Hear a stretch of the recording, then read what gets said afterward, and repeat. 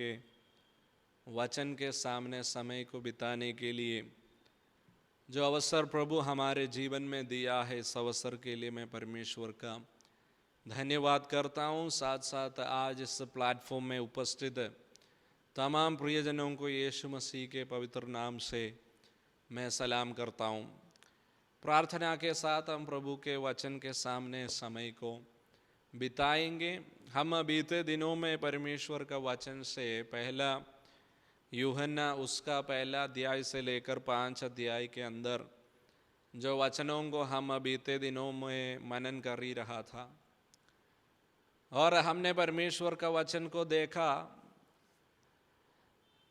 जो प्रेरितों के बीच में सबसे बुजुर्ग, और ये वचनों को जब वो लिख रहा था, यूहन्ना के अलावा यीशु मसीह के जो 12 चेलों में कोई भी उस समय जीवित नहीं था, और उस समय के जो दुरुपदेशों को यानी जो गलत शिक्षाओं के खिलाफ में परमेश्वर के दास एफेसुस में रहते हुए लिखा हुआ वचन है, हम बीते दिनों में मनन किया। और आखिर अध्याय के अंदर भाई जो परमेश्वर के खिलाफ में जो पाप करता है, यानी मृत्यु के योग्य जो पाप करता है, उसके विषय में परमेश्वर से प्रार्थना नहीं करना है करके हम वहाँ पर परमेश्वर का वचन देखा। उसके 16वें आयत के अंदर, यदि कोई अपने भाई को ऐसा पाप करते देखे कि जिसका फल मृत्यु ना हो, तो विनती करें, और परमेश्वर उसे उनके लिए जिन्होंने ऐसा पाप किया है जिसका फल मृत्यु ना हो, जीवन देगा।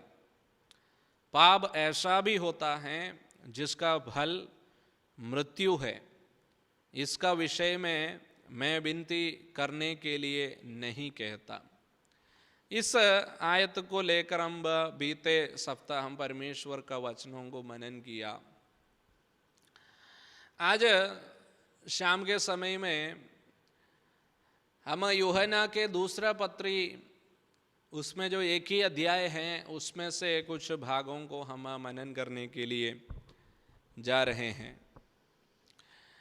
यूहन्ना का दूसरा पत्री, उसमें एक ही अध्याय है, और इस अध्याय के अंदर यदि आप उसके दूसरे आयत पढ़ेंगे तब आपको पता चलेगा, एक स्त्री को संबोधित करते हुए, यानी एक स्त्री के विषय में, यानी एक स्त्री के लिए ये लेटर लिखा गया है। ये स्त्री को उनको सैल्यूट करते हुए, उनको सैल्यूटेशन करते हुए ये पत्री को यूहन्ना ने लिखा है। और जब यूहन्ना ये पत्री लिख रहा था, उस समय ऑलरेडी सेंट थॉमस जो है इंडिया में आकर 40 साल हो गया था। यानी AD 52 में वो थॉमस जो है इंडिया में आया था यरूशलेम से, वो यहाँ तक सुसमाचार को लेकर आ गया था, आकर 40 साल हो गया करीबन। तो AD 90 में यूहन्ना जो है ये पत्री लिखा है, और हम उसके दूसरे आयत में हम देख सकता है, और केवल मैं नहीं वरन वह सब ही प्रेम रखते हैं जो सच्चाई को जानते हैं। उसका पहला, और मलयालम में उसका दूसरा आयत में आएगा। उसका पहला आयत में, मुझ प्राचीन की ओर से उन चुनी हुई श्रीमती और उसके लड़के वालों के नाम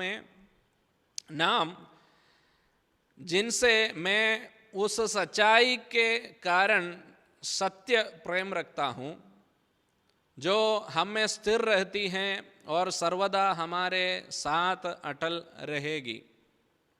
और केवल मैं नहीं वरन वो सब भी प्रेम रखते हैं जो सच्चाई को जानते हैं। देखो, प्रेरित यूहन्ना जो है AD 90 में एफेसोस में रहते हुए इस पत्री को, यानी जो दूसरा यूहन्ना, उस पत्री को एक स्त्री के नाम में ये चिट्ठी लिखा, ये पत्री जो है एक स्त्री के नाम में लिखा है। और वो स्त्री यीशु मसीह का जो माता है वो है करके कुछ लोग बताते हैं, और दूसरा कुछ लोग ऐसा बताते हैं कि वो बथान्या में जो मार्था थी उसको ये पत्री लिखा है करके कुछ लोग बताते हैं। और इसमें दोनों में कोई एविडेंस नहीं है कि इन्हीं व्यक्ति के लिए लिखा था है करके, लेकिन कुछ बाइबल के वैज्ञानिक लोग, बाइबल के जो ज्ञानी लोग बताते हैं कि यीशु मसीह के माता जो मरियम है, यीशु मसीह के मृत्यु के बाद जो अभिषेक पाया हुआ, पवित्र आत्मा के भरपूरी को पाया हुआ 120 लोगों के साथ वो भी थी। और उसके बाद पेंतकोस्त दिन के बाद वे भी सुसमाचार के लिए निकल गई, और कई जगहों पर वो भी सेवगाई में थी, ऐसा माना जाता है, ऐसा बताया जाता है। और यूहन्ना जो है उनके नाम पे ये चिट्ठी लिखा है करके कुछ ज्ञानी लोग, बाइबल के जो ज्ञानी लोग जो हैं वो लोग ऐसा बताता है। दूसरा कुछ लोग ऐसा बताते हैं कि ये बथान्या के जो मार्था, जिसके भाई को परमेश्वर ने मृत्यु में से जी उठाया था, और जिसके घर में प्रभु ने उनके मिनिस्ट्री के समय में काफ़ी समय बिताया था, उन्होंने ये सेवगाई के लिए निकला है करके कुछ लोग मानते हैं।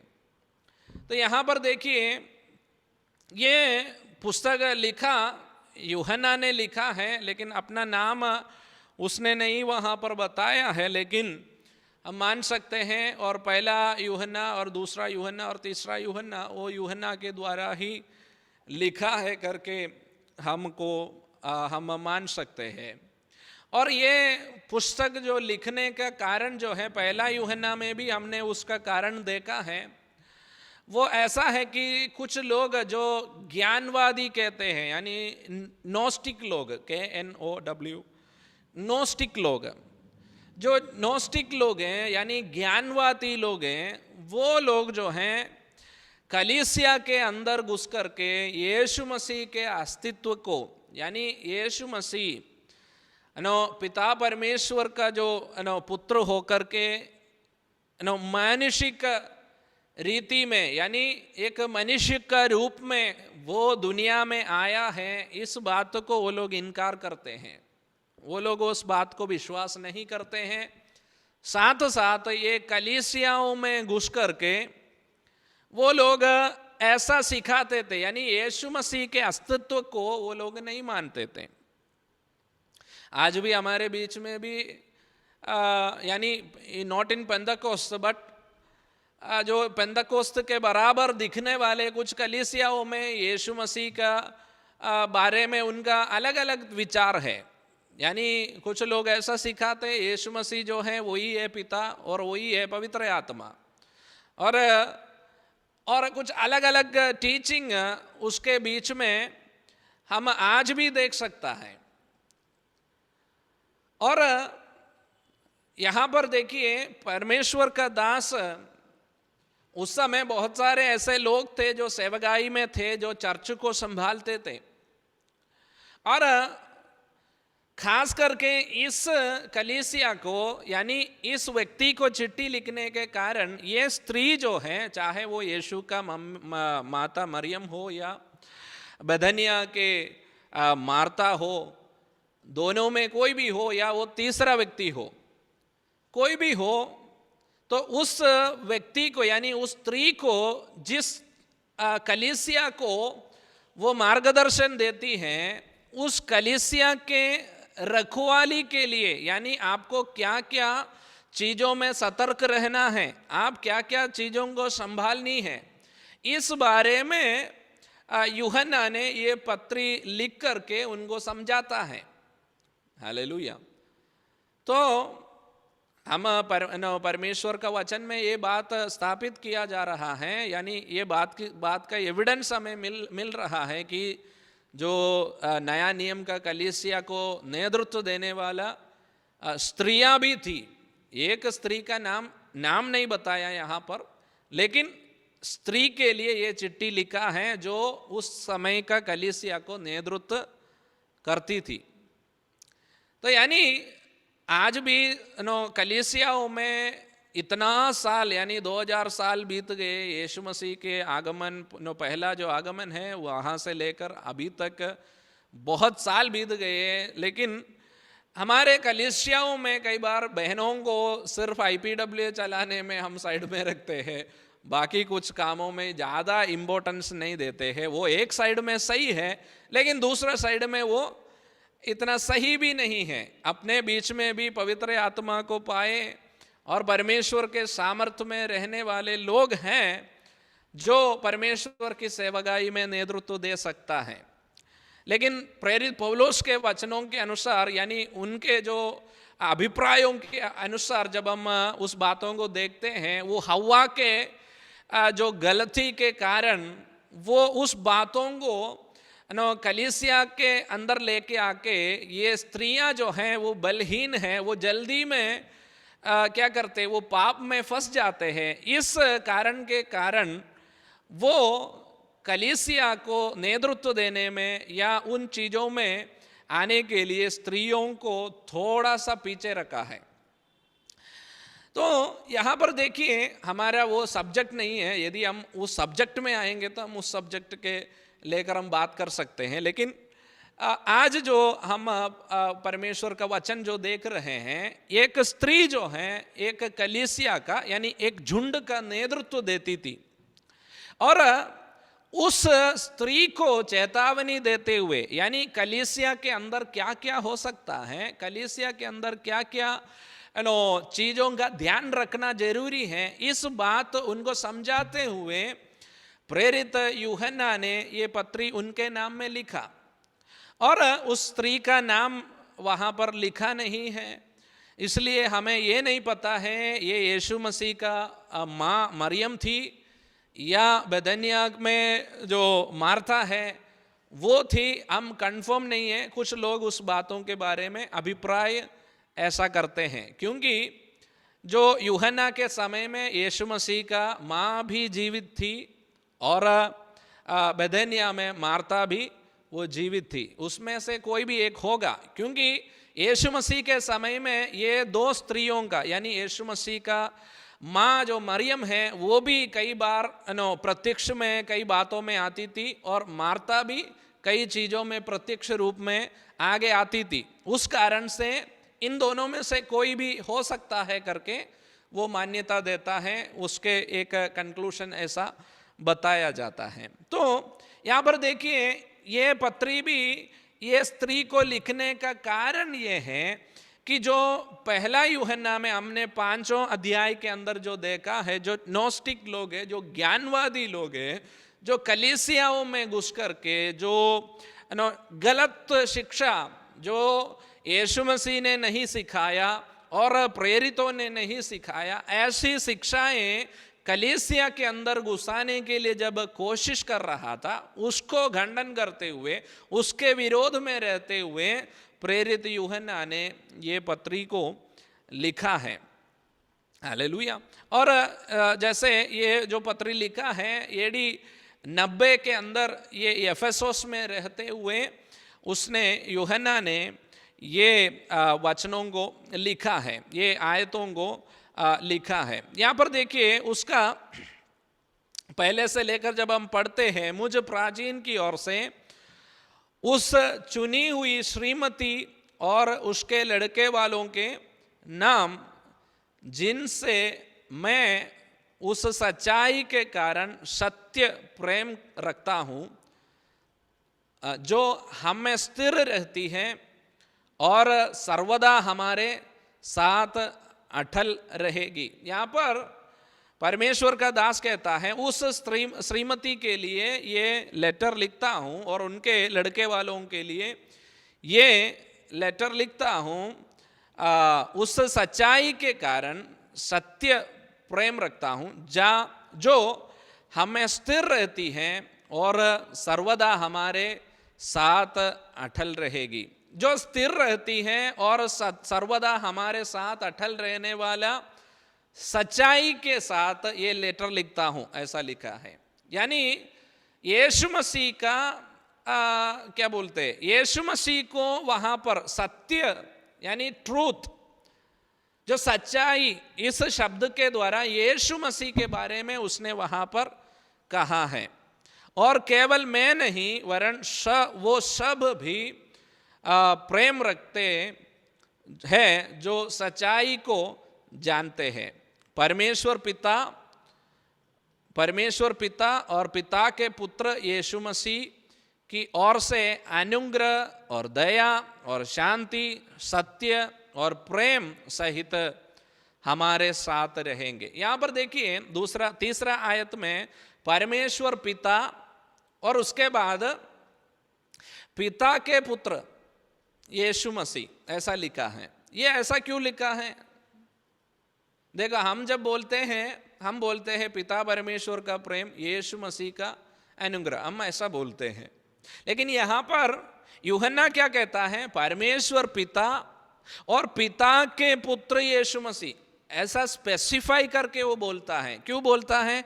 क्योंकि मैंने पहले बोला, जो नोस्टिक लोग हैं, जो ज्ञानवादी लोग हैं, यीशु मसीह है ही नहीं, यीशु मसीह का कोई रोल कलीसिया में नहीं, यीशु मसीह का अस्तित्व नहीं, और वो लोग उसके निषेध करता है, यानी उसका विरोध करता है। ऐसा यीशु मसीह को इसके बीच में घुसाने की जरूरत नहीं, यीशु मसीह के ऊपर विश्वास करने की जरूरत नहीं, ऐसा वो लोग कहते हैं। उस कारण से जब ये पत्री लिखता है, यीशु मसीह के बारे में वो स्पेसिफाई करके बताता है ना। तीसरा आयत में ऐसा लिखा है, परमेश्वर पिता और पिता के पुत्र यीशु मसीह। चाहे तो वह ऐसा बोल सकता था, पिता की ओर से और पुत्र यीशु मसीह की ओर से, ऐसा बोल सकता है। लेकिन ये ज्ञानवादी लोग जो हैं, वो केवल वो पिता को मानता है, वो पुत्र को नहीं मानते हैं। और इस कारण से वो लोग क्या करता है कि वो केवल पिता की ओर लोगों को कहते हैं, आप सिर्फ पिता को देखो, पिता से प्रार्थना करो, यीशु मसीह को बीच में घुसाने की जरूरत नहीं है। इसलिए हम कल रात के समय भी हमने जब परमेश्वर का वचन को प्रेरितों के काम में देखा है, प्रेरित पत्रोस और यूहन्ना जो है, यीशु मसीह के बारे में वो इस प्रकार कहता है, स्वर्ग के नीचे, आकाश के नीचे, मनुष्यों के बीच में यीशु मसीह के नाम के अलावा कोई और नाम नहीं है उद्धार के लिए। वो बड़े स्थापित करके बताता है, वो बड़े स्पष्ट रीति से बताता है। यानी नया नियम का कलीसिया में यीशु मसीह को छोड़कर कोई क्या बोलता है, अस्तित्व नहीं है कलीसिया का। हालेलुया।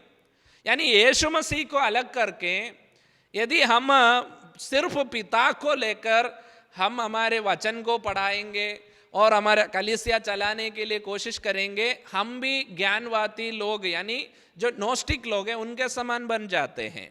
हालेलुया।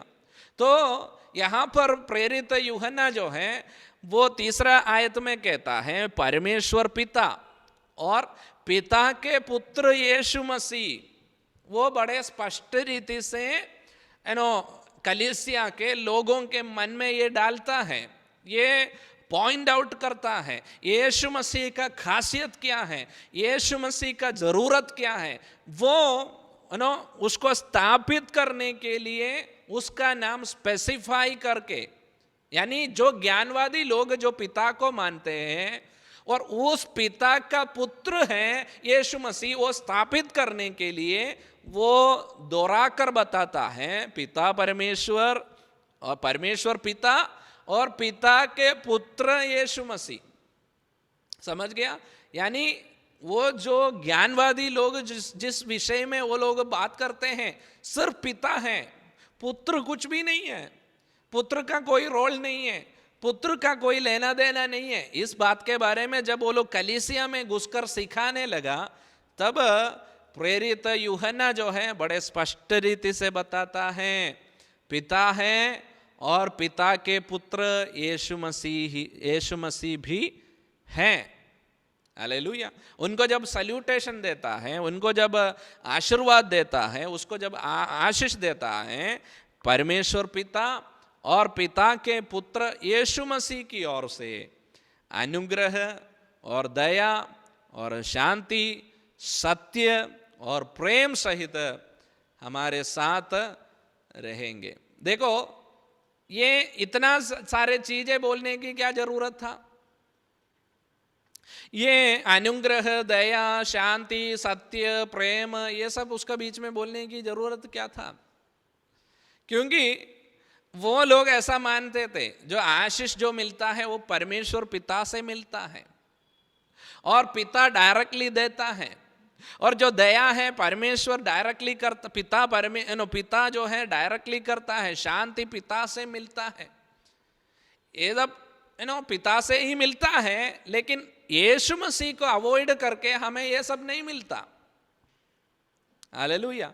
यीशु मसीह के द्वारा हमें ये सारी चीजें हमें मिलता है। इसलिए वो स्थापित करने के लिए प्रेरित यूहन्ना लिखता है, परमेश्वर पिता और पिता के पुत्र यीशु मसीह की ओर से।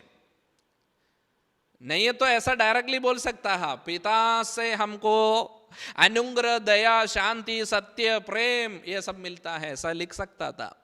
और यीशु मसीह का रोल वहां पर क्या है वो बताने के लिए, स्पष्ट रीति में बताने के लिए वो कहता है, परमेश्वर पिता और पिता के पुत्र यीशु मसीह के द्वारा, यीशु मसीह की ओर से।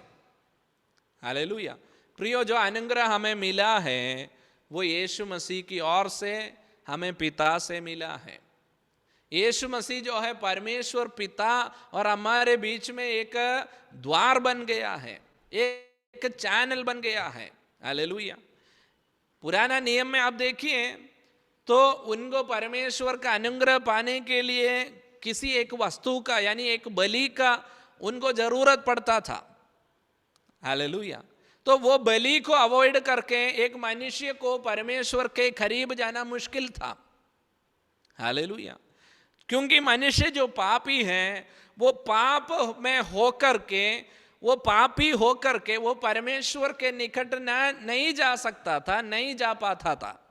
तब क्या होता है, मनुष्य जो है एक बलि को लेकर परमेश्वर का उपस्थिति में जाता था, अपने पाप के परिहार के लिए, पाप के निवारण के लिए वो बलि चढ़ाते हुए फिर वो परमेश्वर का अनुग्रह को पाने के लिए कोशिश करता था। तो यहाँ पर देखिए, हमारे लिए जो सदा सर्वदा के लिए बलि के रूप में यीशु मसीह पिता के सन्मुख में है। हालेलुया। यीशु मसीह ने हमारे लिए सर्व पाप की परिहार के लिए, मानव जाति के पाप के निवारण के लिए यीशु मसीह हमारे लिए बलि चढ़ाया, अपने आप को उसने हमारे लिए दे दिया। हालेलुया। और उस बलि के अलावा हमें डायरेक्टली परमेश्वर के पास जाने के लिए हमें पहले कोई ऑप्शन नहीं था। तो जब यीशु मसीह हमारे लिए मरा है तो हम अनुग्रह के सिंहासन के पास कैसे जाते हैं? यीशु मसीह के नाम से जाते हैं। हालेलुया। जब हम हर प्रार्थना जो करते हैं, हमारा प्रार्थना कैसे खत्म करते हैं? हम यीशु मसीह के नाम से मांगते हैं, है ना। हम बोलते हैं कि ये मेरा ही खुद का नाम में मैं मांगता हूं, मुझे दे दो, बोले तो नहीं मिलेगा। हाँ, मैं दूसरा किसी का नाम लेकर के मेरे राजेंद्र जी के नाम में मांगता हूं बोला तो मुझे नहीं मिलेगा। हालेलुया। यानी परमेश्वर के निकट जाने के लिए यीशु मसीह का नाम जो है हमारे, यदि आपको अनुग्रह के सिंहासन में उसके करीब जाना है तो आपको यीशु मसीह के नाम लेकर के जाना है। यदि आपका किसी भी प्रार्थना प्रभु के उपस्थिति में सुननी चाहिए तो यीशु मसीह के नाम से आपको उस प्रार्थना को करना पड़ेगा। हालेलुया। इसलिए हम बोलते हैं, हमारे प्रार्थना के अंतिम में हम क्या बोलते हैं? हम यीशु मसीह के नाम से इस प्रार्थना को मांगते हैं। यानी यीशु मसीह को अवॉइड करके हमारा आराधना पूरा नहीं होता है, हमारा प्रार्थना पूरा नहीं होता है, हमारा विश्वास पूरा नहीं होता है, और हमारे आत्मिक बातों में कोई भी चीज़ यीशु मसीह को अवॉइड करके वो पूरा नहीं हो सकता। यीशु मसीह की ओर से यदि परमेश्वर से हमें कुछ पाना है तो भी यीशु मसीह की ओर से हमें मिलता है। यदि हमको पिता के करीब जाना है और परमेश्वर के करीब जाना है तभी भी हमें यीशु मसीह की ओर से हमें पिता के करीब जा सकते हैं। हालेलुया। यीशु मसीह का इम्पोर्टेंस जो है वो इन आयतों के द्वारा हमें पता चलता है। चौथे आयत में जब हम आते हैं, मैं बहुत आनंदित हुआ कि मैंने तेरे कितने लड़के बालों को उस आज्ञा के अनुसार जो हमें पिता की ओर से मिली थी सत्य पर चलते हुए पाया। यहां पर देखिए, प्रेरित यूहन्ना कहता है, मैं बहुत आनंदित हुआ कि मैंने तेरे कितने लड़के बालों को उस आज्ञा के अनुसार जो हमें पिता की ओर से मिली थी सत्य पर चलते हुए पाया। यानी उसका मतलब है, वो यूहन्ना कहता है आपके अधीन में, यानी आपके नेतृत्व में जितने लोग हैं उतने लोग जो हैं जो परमेश्वर का वचन के अनुसार यानी सत्य पर चलते हुए देख करके मैं आनंदित हुआ। What makes us so much excited? हमें क्या खुशी देता है? मैं आज यहाँ उपस्थित हमारे इस प्लेटफॉर्म में उपस्थित माता पिताओं से मैं पूछने के लिए चाहता हूँ, आपका बच्चा क्या करते हुए देखना आप पसंद करते हैं? वो परमेश्वर का वचन पालन करते हुए चलना को देखकर आप पसंद करते, आप खुश होते हैं? यहां पर प्रेरित यूहन्ना कहता है आपके पास जितने लोग हैं, आपके लड़के वाले, आपके पास आपके अधीन में जितने लोग हैं, वो लोग सत्य पर चलते हुए उनको जब मैं देखता हूं मैं आनंदित होता हूं। हालेलुया। मुझे उस चीज में आनंद मिलता है। वो लोग सच्चाई में चल रहे हैं। ये सच्चाई क्या है? जो सच्चाई प्रेरितों ने उनको बताया, यानी यीशु मसीह जो है सत्य है, यीशु मसीह जो है वो रियलिटी है। यीशु मसीह को छोड़कर कलीसिया पूरा नहीं होती। ये बात जब उनको बताया, वो सच्चाई को मानते हुए, वो सच्चाई के अनुसरण वो लोग जब जीना, वो लोग अपना जीवन को, आत्मिक जीवन को बढ़ाते हुए देखा, तो उस चीज को देख करके प्रेरित यूहन्ना कहता है हमने जो सच्चाई आपके सामने रखा वो सच्चाई में आप चलते हुए देखकर हम बहुत ही आनंदित होते हैं। क्या हमें कौन सी चीज हमें आनंद देता है? हमारे बच्चों के पास बड़े गाड़ियां हैं तब आप आनंदित होते हैं, या उनके पास बहुत अच्छे अच्छे जॉब हैं, उनके पास अच्छा रकम सैलरी मिलता है तब आप आनंदित होते हैं, उनका भविष्य में बहुत सारे आशीष उनको मिलते हैं तब आप आनंदित होते हैं, या आपका बच्चे जो हैं, आप परमेश्वर का वचन, जिस मार्ग को आप सच्चाई के साथ फॉलो किया उस सच्चाई के मार्ग में वो भी चलते हैं, ये देख के आप आनंदित होते हैं। हालेलुया।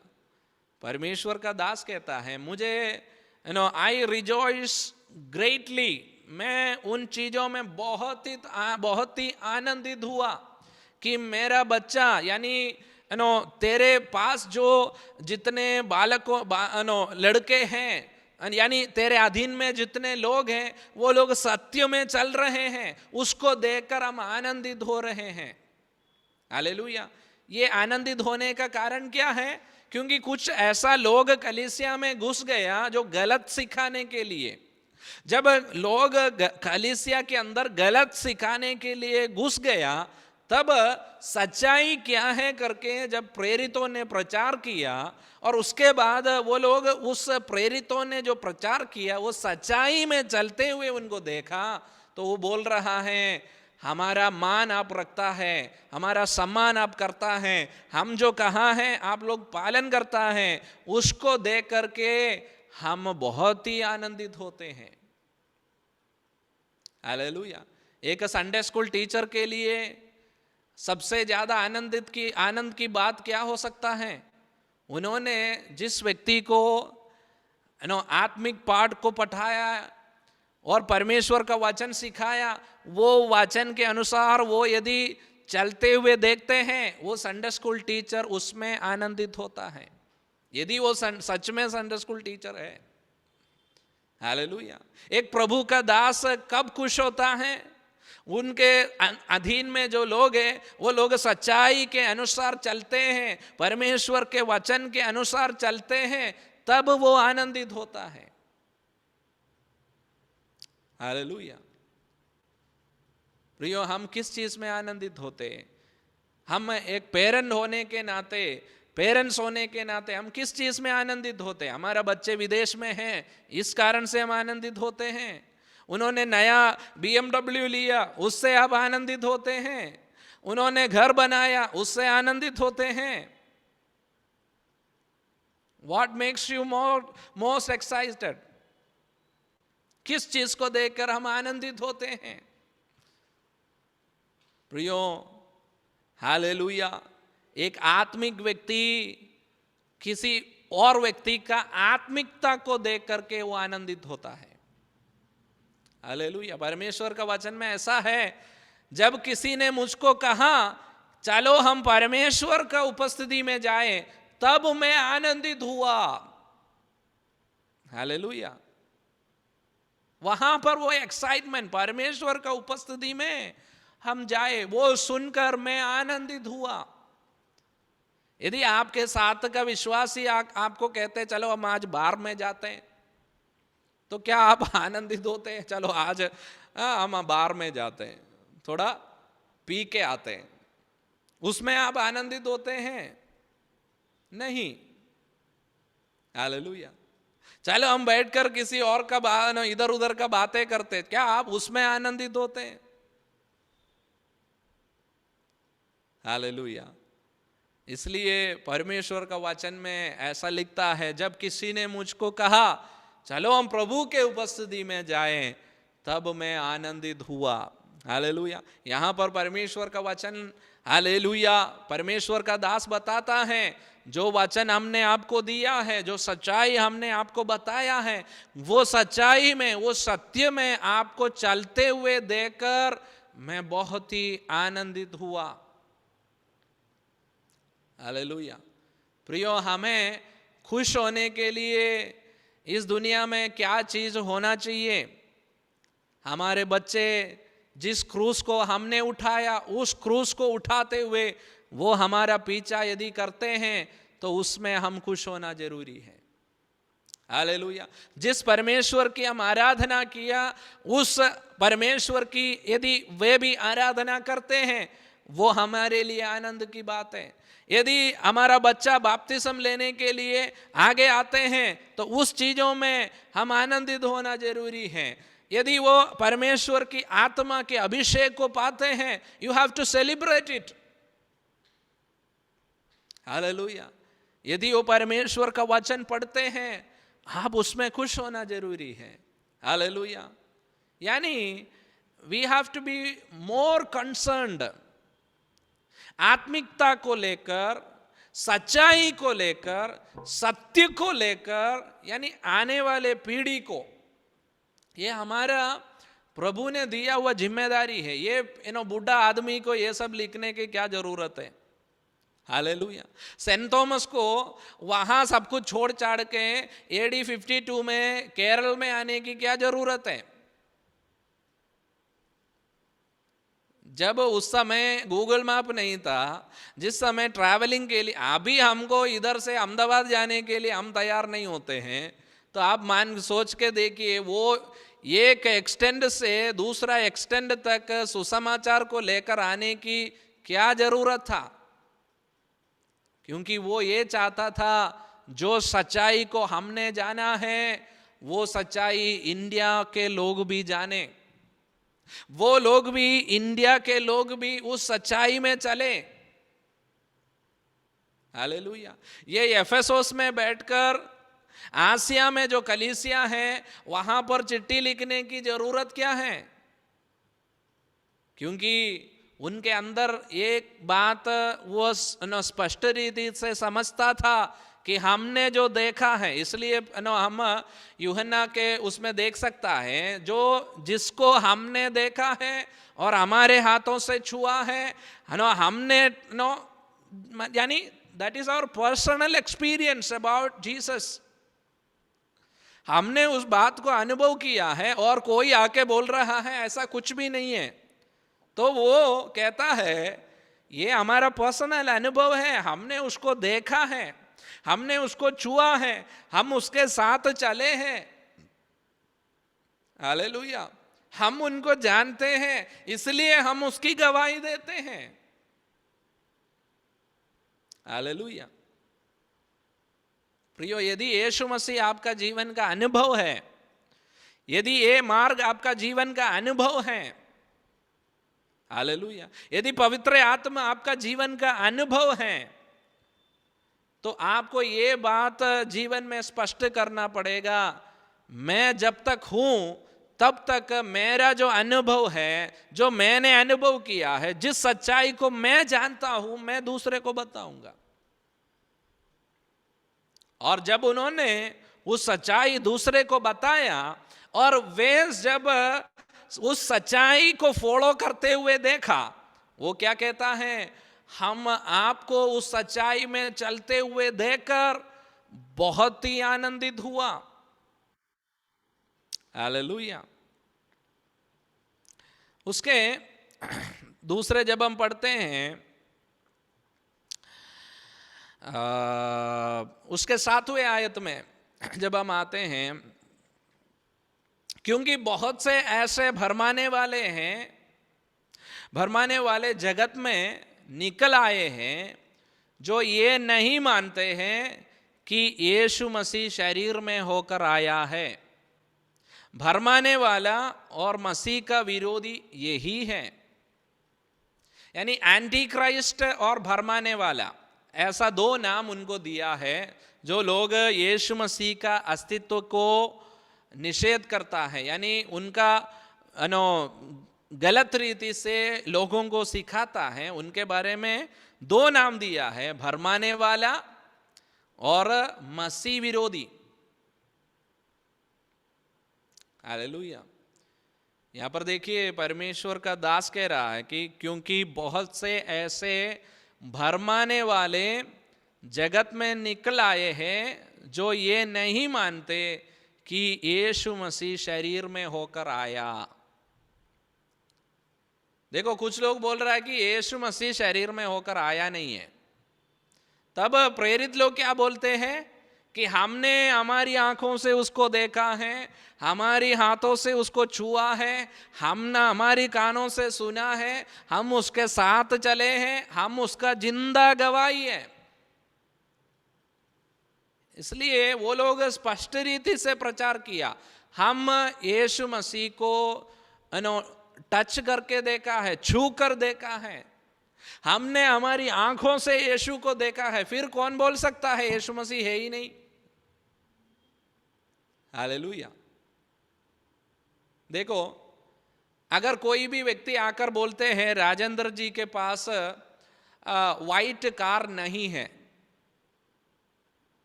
तो हम क्या बोलेंगे? अरे राजेंद्र जी के पास व्हाइट कार है, मैं उसमें बैठा हूं, वो मुझे यहां से लेकर वहां तक लेके गया हूं, मैं उस कार में बैठा हूं और उस कार का नाम फोर्ड है। ये सब हम बोलेंगे। क्यों बोलेंगे? क्योंकि हमने वो देखा है, हमने उसमें बैठा है, हमने छुआ है और हम सब कुछ देखा हुआ है। और एक व्यक्ति अचानक आके बोलता है कि उसके राजेंद्र जी के पास कार नहीं है, तो हम विश्वास नहीं करेंगे और हम स्पष्ट में बताएंगे राजेंद्र जी के पास वो है। यही हो रहा है कि कुछ लोग कलीसिया में घुस करके बोल रहा है कि यीशु मसीह शरीर में आया नहीं है। तो जो 12 लोग यीशु मसीह के साथ 3.5 साल के सपना देख रहे थे, यीशु मसीह के जी उठने के बाद तो 40 दिन वो लोग उसके साथ चला, क्या वो लोग सपना देख रहे थे? हालेलुया। तो यीशु मसीह जो है, हमने कहीं से सुना हुआ एक स्टोरी नहीं है। परमेश्वर का दास कह रहा है कि ये एक सच्चाई है। यीशु मसीह जो है वो सत्य है। It's he is the reality. वो परमेश्वर का पुत्र है। इसलिए हमने जो वचन पढ़ा है वो स्पष्ट रीति से बताता है, पिता परमेश्वर पिता और पिता के पुत्र यीशु मसीह, वो स्पष्ट बताता है। हालेलुया। और उसके बाद आप देखिए, क्योंकि बहुत से ऐसे भरमाने वाले जगत में निकल आए हैं जो ये नहीं मानते कि यीशु मसीह शरीर में होकर आया है। भरमाने वाला और मसीह का विरोधी यही है। देखा, जो यीशु मसीह को, जिन्होंने यीशु मसीह के साथ अपना जीवन बिताया और यीशु मसीह के मृत्यु और जी उठने के कुछ सालों बाद यीशु मसीह का विरोध करते हुए कुछ लोग कलीसिया में घुस गए। इसलिए ये जो बहन है जो कलीसिया का नेतृत्व कर रही है, और उस बहन से वो कहता है बहन, ऐसा कुछ लोग निकल आया हुआ है जो झूठ की प्रचार करता है, जो लोगों को भरमाते हैं, जो लोगों को गलत शिक्षा देता है। इसलिए ये बात का ध्यान दे दो, ये बात का ध्यान दे दो कि कलीसिया में ये सच्चाई को सिखाओ। हालेलुया। यीशु मसीह एक मिथ्या धारणा नहीं है। यीशु मसीह कहीं से हमने सुना हुआ एक स्टोरी नहीं है। वो बड़े स्पष्ट रीति से बताता है यीशु ही परमेश्वर का पुत्र है। यीशु मसीह के द्वारा अलावा, यीशु मसीह के अलावा कोई भी पिता के पास नहीं जा सकता है। इस बात को वो बड़े स्पष्ट रीति से बताता है। उसके 8वें आयत में आकर परमेश्वर का दास कहता, अपने विषय में चौकस रहो। देखा, ये लेटर लिखने का इंटेंशन क्या है, कारण क्या है? चौकस रहो। देखो, आज भी प्रियो ऐसा कई सारे शिक्षाएं दिया जाता है, कई चीजें बताया जाता है। कुछ लोग भरमाने वाले, गलत शिक्षा देने वाले आज भी कलीसियाओं के अंदर घुस जाते हैं। आज देखिए, यीशु मसीह नहीं है करके कोई नहीं बताता, यीशु मसीह के नाम लेकर ही वो लोग आता है। फिर क्या प्रचार करता है? और यीशु मसीह का प्रचार नहीं करते हैं, प्रॉस्पेरिटी प्रचार करते हैं। ये भी एक डिविएशन है, ये भी एक डिसीवनेस है, ये भी लोगों को भरमाने वाले हैं। क्योंकि भलाई भलाई, आशीष आशीष आशीष सुन सुन के यीशु मसीह को छोड़कर आशीष के पीछे जाते सब। प्रियो, यीशु मसीह को छोड़कर कोई आशीष नहीं है। इसलिए हम जो पहले पढ़ा है, पिता की ओर से और पिता के पुत्र यीशु मसीह की ओर से अनुग्रह, आशीष, ये शांति और ये सब हमको मिलता है। हालेलुया। आज का जमाने में क्या है? चंगाई चंगाई चंगाई, वो चंगाई के पीछे कुछ भागते हैं। और यहाँ पे प्रोस्पेरिटी, यानी आपको धन मिलेगा, आपको ये मिलेगा, आप इधर आ जाओ। देखिए, परमेश्वर का वचन का सच्चाई क्या है, ये बात यदि आपको समझना है तो जो चिट्ठियां लिखी गई है कलीसियाओं के लिए, वो चिट्ठियों को पढ़ना जरूरत है। क्योंकि उस समय भी ऐसा गलत शिक्षाएं देते थे, उस गलत शिक्षाओं के खिलाफ में चिट्ठियां लिखी गई है। हालेलुया। देखो, आज भी जो गलत शिक्षाएं होता है, उसको यदि आपको परखना है तो इन चिट्ठियों को पढ़ना जरूरत है, इन लेटर्स को पढ़ना जरूरत है। हर बार भजन संहिता पढ़कर समाप्त करने से कोई बात नहीं बनती। हमारा घर का प्रार्थना में हम ज्यादातर क्या करते हैं, कोई भी एक छोटा सा भजन संहिता पढ़ते हैं, यहोवा मेरा चरवाहा है, मुझे कोई घटी नहीं होगी, वो हरी चराइयों में मुझे चलाएगा, मुझे पानी पिलाएगा, यही है। और अगले दिन में भी वही उठा के फिर एक भजन संहिता एक लेते हैं, क्योंकि छोटा छोटा लेते हैं, क्योंकि पढ़ के जल्दी खत्म करना है और व्हाट्सएप चेक करना है, सोने जाना है, इसलिए क्या है छोटा छोटा पढ़ते हैं। प्रियो, यदि आप यीशु मसीह के शिक्षाओं के अनुसार, कलीसिया के शिक्षाओं के अनुसार यदि आगे बढ़ना चाहेंगे तो आपको हर एक चिट्ठियां पढ़ना जरूरत है। जो उन चिट्ठियों में क्या क्या लिखा है उसको पढ़ना जरूरत है, वो क्यों लिखा है उसको पढ़ना जरूरत है, किसके खिलाफ में लिखा है वो पढ़ना जरूरत है। हालेलुया। यहाँ पर 8वें आयत में परमेश्वर का दास कहता है, अपने विषय में चौकस रहो कि जो परिश्रम हमने किया है उसको तुम ना बिगाड़ो। परमेश्वर का दास कह रहा है, हमने क्या परिश्रम किया? यीशु मसीह ही परमेश्वर का पुत्र है, यीशु मसीह देह रूप में आया है, ये हमने इतना साल प्रचार किया, तो उसके लिए चौकस रहो, वही चीज को प्रचार करो। यदि कोई उसके विरुद्ध में प्रचार करते हैं उसको ध्यान करो। हालेलुया। हम परमेश्वर का वचन में हमारे लिए क्या है, कुछ भी आया हम सुन लिया, हम उसी समय भूल गया, हमको क्या लेना देना इसमें। और यदि हमसे हो सकते तो हम मार्क भी डालेंगे, अरे आज का मैसेज बहुत बोरिंग था, नहीं तो आज का मैसेज एवरेज था, नहीं तो आज का मैसेज बहुत अच्छा था। ये 3 मार्क डाल के खत्म करते हैं। प्रियो, मार्क डालने के लिए नहीं। यदि आपको कई चर्चेस में PYPA में या YPWA में मार्क डालने के लिए बुलाते हैं, जाके मार्क डालो, लेकिन हर प्रचार को मार्क डालने के लिए नहीं भाई, अरे आज बोरिंग था, आज ऐसा था, आज वैसा था, वो नहीं। ये क्यों लिखा है? चलो आप किसी का प्रचार सुनना पसंद नहीं करते हैं तो आप एक काम कीजिए, आप खुद वचन को पढ़िए, इन चिट्ठियों को पढ़िए और समझ लीजिए कैसा जीवन जीना है, कैसा आत्मिकता में बढ़ना है। हालेलुया। तो यहां पर परमेश्वर का दास कहता, हमारा परिश्रम को ना बिगाड़ो। हालेलुया। मतलब क्या है, हमने हमारा पूरा जिंदगी, यूहन्ना जो है सबसे बुजुर्ग, वो कहता है हमारा पूरा जिंदगी हमने यही प्रचार किया, जो हमने देखा है, हमारे हाथों से छुआ है, हमने हमारे कानों से सुना है, जो हमारा अनुभव, व्यक्तिगत अनुभव है, हमने इतना साल प्रचार किया। और आने वाले पीढ़ी भी वही प्रचार करे, वही विश्वास करे, वो चाहते हैं, इसलिए इतना परिश्रम किया है।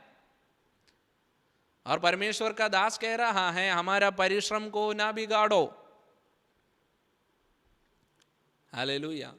प्रियो, आपके पर्सनल लाइफ में, आपके परिवार के जीवन में, आपका बच्चों को आप ये परिश्रम करो, जो आपने विश्वास किया है वो आपके बच्चे भी वो विश्वास करें, वो लोग उसको फॉलो करें, उसका ध्यान किया जाए,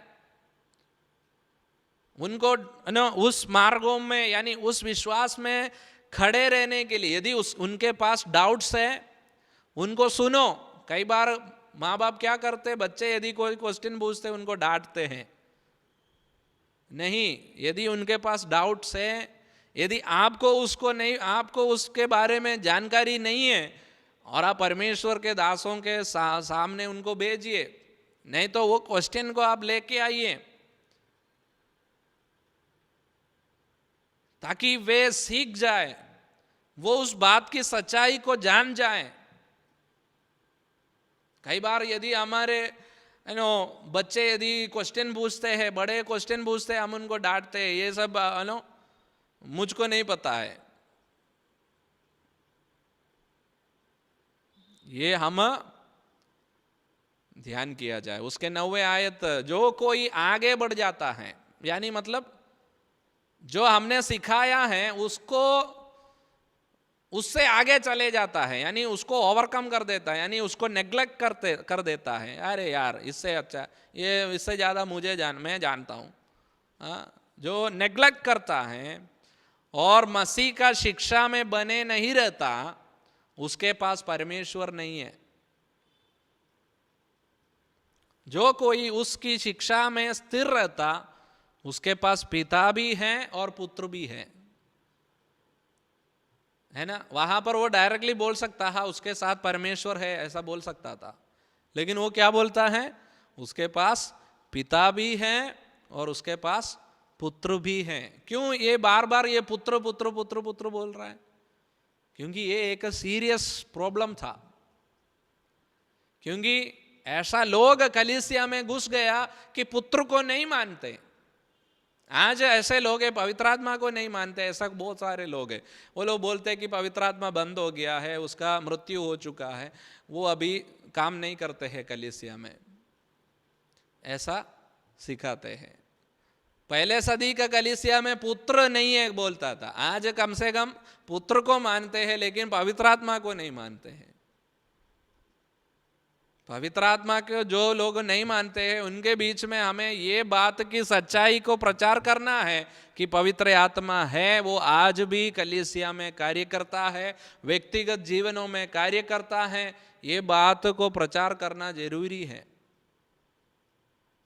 अब हमारे बच्चों को ये बात उनको बताना जरूरी है कि पवित्र आत्मा के सामर्थ्य को पाना है आपको। खुद हमारे पास टाइम नहीं है पाने के लिए, फिर हम बोलते हैं, हमारे बच्चों को क्या बोलेंगे? हम खेकड़ों के समान बन जाएंगे। बच्चे आप सीधा चलो बोलेंगे और आप खुद सीधा नहीं चल पा रहे। हालेलुया। और एक और बात बोल के मैं ये अध्याय को समाप्त करने के लिए चाहता हूं। उसके 10वें आयत, यदि कोई तुम्हारे पास आए और यही शिक्षा ना दे तो उसको घर में आने मत दो और उसको नमस्कार भी मत बोलो। क्योंकि जो कोई ऐसे जन को नमस्कार करता है, वो उसके बुरे कामों में साक्षी होता है। ये देखिए परमेश्वर का दास क्या बोला, कोई अन्य सिखावे को लेकर आपके पास आएंगे तो उसको घर में भी नहीं आने देना। यदि कोई व्यक्ति पवित्र आत्मा नहीं है करके आपसे कहता है, उसको घर में भी आने मत देना। यदि कोई पुत्र का निषेध करता है तो उसको घर में आने मत देना। उसको सलाम भी मत बोलना, प्रेज़ लॉर्ड बोलने भी मत जाना।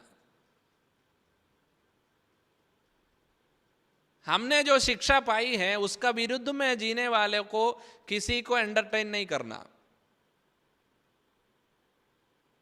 क्यों? क्योंकि वो 10 दिन आपके पास आएंगे, 10 दिन बातें करेंगे, 11वें दिन आपको वहां ले जाएंगे। इसलिए परमेश्वर का वचन कहता है, यदि आपको समझ में आ गया ये गलत सिखाने वाले हैं, ये गलत बातों को मानने वाले हैं, गलत विश्वास को करने वाले हैं, तो उनको प्रेज़ लॉर्ड बोलने के लिए भी नहीं जाना, उनको घर में एंटरटेन नहीं करना। आइए हम अपनी आंखों को प्रभु की उपस्थिति में बंद करेंगे। उसके 12वें आयत में परमेश्वर का दास कहता है, मुझे बहुत सी बातें तुम्हें लिखनी है, पर कागज और सियाही से लिखना नहीं चाहता, पर आशा है कि मैं तुम्हारे पास आऊंगा और सन्मुख होकर बातचीत करूंगा, जिससे तुम्हारा आनंद पूरा होगा। वो कहता है, मैं ज़्यादा बड़ा बड़ा के बोलने के लिए, लिखने के लिए मैं नहीं चाहता हूँ।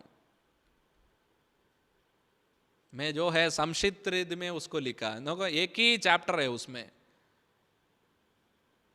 वो चैप्टर के अंदर 13 आयतों में जो बोलना है वो सब बोल दिया उसने, और बोला मैं खत में कुछ ज़्यादा लिखना नहीं चाहता हूँ, और मैं डायरेक्टली यदि आपके पास आएंगे तो आपसे डायरेक्टली बात करने के लिए चाहता हूँ। प्रियो, आज मैं भी 1 घंटे से ज़्यादा आपसे कुछ भी बोलना नहीं चाहता हूँ। हम हमारे आँखों को बंद करेंगे, हम प्रभु के उपस्थिति में प्रार्थना करेंगे। प्रियो, जो हमने सीखा है, जो हमने हमारे जीवन में अनुभव किया, वो सच्चाई है। वो सच्चाई से हम पीछे ना हटे। वो पवित्र आत्मा और पिता परमेश्वर, यीशु मसीह, ये सब जो हमने सीखा है, हमने जो पहचाना है, हमने जो अनुभव किया है, वही है सच्चाई। वो सच्चाई के जगह यदि कोई हमारे बीच में घुसकर आते हैं तो परमेश्वर का वचन कहता है उनको वंदन करने के लिए नहीं जाना, उनको एंटरटेन नहीं करना। यीशु मसीह को छोड़कर हमें कोई आशीष नहीं है। यीशु मसीह की ओर से हमें आनंद, हमें भरपूरी, हमें आशीष, अनुग्रह, ये सब मिलता है। यीशु मसीह को छोड़कर हमारा जीवन अधूरा है, हमारे आत्मिक जीवन अधूरा है। आज रात के समय हम प्रभु से प्रार्थना करेंगे। पिता परमेश्वर, हम आपको धन्यवाद करते हैं। आपके पुत्र यीशु मसीह के नाम से हम आपके करीब आते हैं। प्रभु, हालेलुया, आपने आपकी एकलौता बेटा यीशु मसीह को हमारे लिए दिया। वो मानसिक रूप में शरीर को लेकर हमारे बीच में आया। 33.5 साल मनुष्यों के बीच में वो एक मनुष्य होकर जिया, और हमारे पापों को उठाते हुए काल्वरी क्रूस में हमारे लिए मरा है। और आज पिता के उपस्थिति में, पिता के सामने, पिता के दाहिनी ओर हमारे लिए वो पक्षपात कर रहा है। प्रभु, हम धन्यवाद देते हैं जो आपके वचन आज रात के समय हमसे बातचीत किया है। कई बार प्रभु जी, हालेलुया, हमारे बीच में कई गलत शिक्षाएं घुस जाते हैं, कई बातें ऐसे घुसा दिया जाता है। उसको परखने के लिए, सही विश्वास में बने रहने के लिए, सत्य में बने रहने के लिए, सच्चाई को फॉलो करने के लिए प्रभु हालेलुया आप हमारी सहायता कर। आपके वचनों को ग्रहण करने के लिए हमारे बुद्धि को, हमारे अंदरूनी आँखों को प्रभु आप प्रकाशमय करने के लिए, और हालेलुया प्रभु जी आपका वचन को समझने के लिए प्रभु हालेलुया आप हमारी हृदय दृष्टि को प्रकाशित करने के लिए प्रार्थना करते। आज वचन सुने तमाम प्रियजनों को अब आशीष करने के लिए प्रार्थना करते। तेरे सच्चाई में चलने के लिए हमारी सहायता कर। तमाम बातों के लिए धन्यवाद। यदि आपके आगमन की देरी हो तो कल सुबह हम मिलकर प्रभु तेरी स्तुति आराधना करने के लिए हमारी सहायता कर। आपके हाथों में हम सभी को समर्पण करते। प्रार्थना आपने सुना, धन्यवाद करते। यीशु मसीह के पवित्र नाम से मांगते हैं, आमीन, आमीन, आमीन। पिता परमेश्वर का प्रेम, यीशु मसीह का अनुग्रह, पवित्र आत्मा के संगति और सहभाग्यता हम सबों के साथ हमेशा हमेशा के लिए होते रहे। आमीन, आमीन, आमीन। हमारे हाथों को उठाकर हम प्रभु को धन्यवाद करेंगे। Hallelujah, hallelujah, hallelujah, praise the Lord. प्रभु सभी को आशीषित करे। गॉड ब्लेस यू ऑल और गुड नाइट टू ऑल। सबको जय मसीह की। Praise the Lord. सबको जय मसीह की।